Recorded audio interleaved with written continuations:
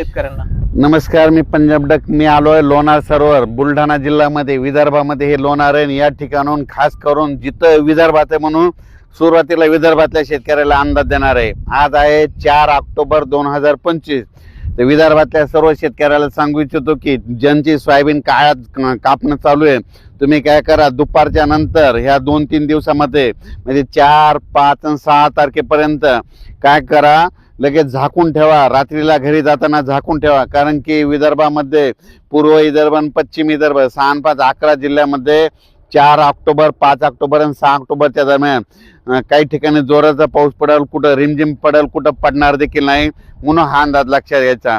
म्हणजे सांगायचं झालं तर वर्धा, नागपूर, भंडारा, गोंदिया, चंद्रपूर, यवतमाळ, वाशिम, हिंगोली, नांदेड, बुलढाणा, अमरावती, अकोला, अकोट, दर्यापूर, परतवाडा, शेगाव, इकडे घाटाच्या खाली जळगाव, जामोद, नांदुरा, म्हणजे ह्या पट्ट्यामध्ये म्हणजे 4 ऑक्टोबर, 5 ऑक्टोबर, 6 ऑक्टोबरच्या दरम्यान भाग बदलत विखुरलेल्या स्वरूपाचा पाऊस पडणार आहे.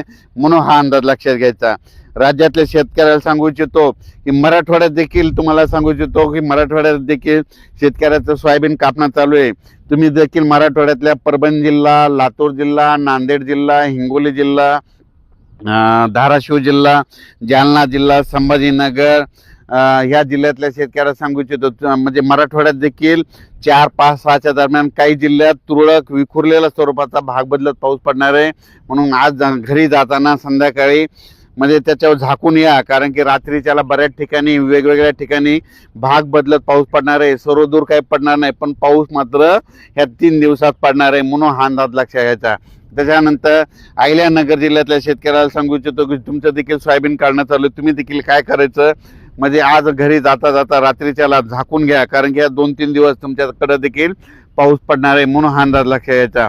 त्याच्यानंतर पश्चिम महाराष्ट्रात देखील सातारा, सांगली, सोलापूर, कोल्हापूर, पुणे देखील तिकडल्या भागात देखील विखुरलेल्या स्वरूपाचा पाऊस पडणार आहे 3 दिवस. पण त्याच्यानंतर 8 तारखेनंतर तिकडला देखील पाऊस निघून जाण्यास तयार होणार आहे. त्याच्यानंतर उत्तर महाराष्ट्राकडे नंदुरबार जिल्हा, धुळे जिल्हा, जळगाव जिल्हा, नाशिक जिल्ह्यातल्या शेतकऱ्याला सांगू इच्छितो तुमच्याकडे देखील 7 तारखेपर्यंत विखुरलेल्या स्वरूपाचा भाग बदलत पाऊस पडणार आहे.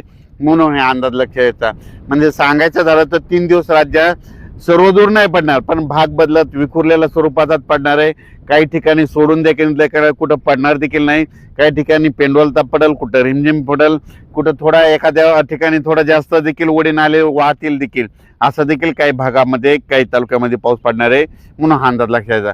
खूप काय मोठा नुकसानीचा पाऊस काय येणार नाही, म्हणून हा अंदाज सगळ्यांना लक्षात घ्यायचा. साहेब, आता धुई धुके धुरुळी कधी येईन आपल्या? तर राज्यातल्या सर्वप्रथम शेतकऱ्याला सांगू इच्छितो की 7 तारखेच्या नंतर हे पाऊस बंद झाल्याच्या नंतर 8, 9, 10 पासून राज्यात चांगली धुराळी धुके येणार आहे, जाळे धुई येणार आहे. जाळे धुई आले की लगेच शेतकऱ्यांनी स्वतःच समजून घ्यायचं की 12 दिवसाला पाऊस निघून जातो. म्हणून ही सगळ्यात महत्वाचा अंदाज सगळ्यांनी लक्षात घ्यायचा.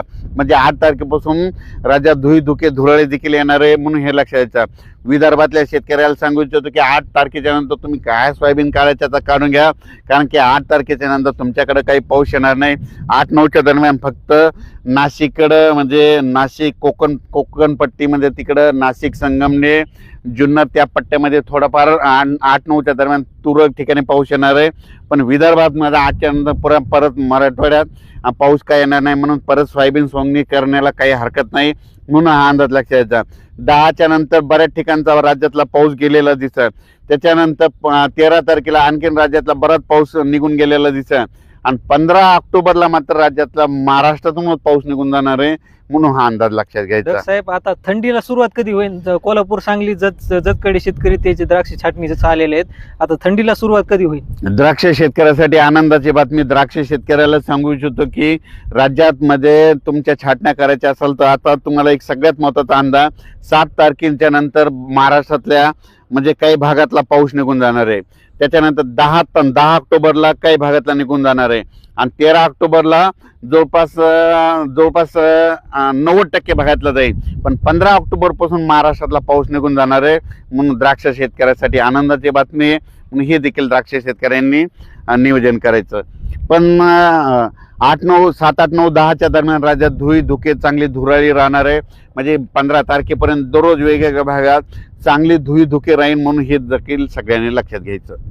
तर शेतकरी मित्रांनो, आता लक्षात घ्या, आपली सोयाबीन या 2-3 दिवस काढणी करा, पण दुपारपर्यंत काढा, नंतर सोयाबीन झाकून पहा. डग साहेबांना सांगितलं 2-3 दिवस पावसाचं वातावरण आहे. तर डग साहेब सोबत भेटूया पुढील